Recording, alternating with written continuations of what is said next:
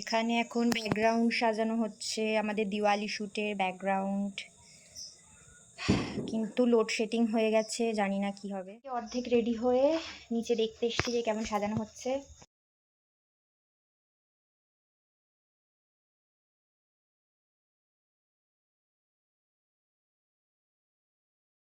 Decoration complete, আর একটু টুকটাক বাকি।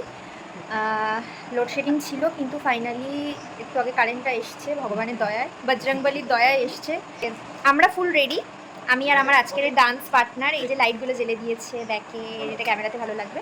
তো আমি আর আমার ডান্স পার্টনার রেডি। কার সাথে ভিডিও করছি সেটা একটু পরে জানতে পারবে।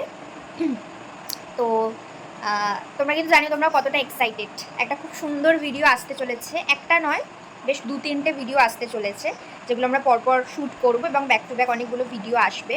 কারণ অনেক দিন শ্যুট করা হয়নি, আমি আউট অফ স্টেশন ছিলাম, তাছাড়া একটু কলেজে এক্সামের চাপ ছিল।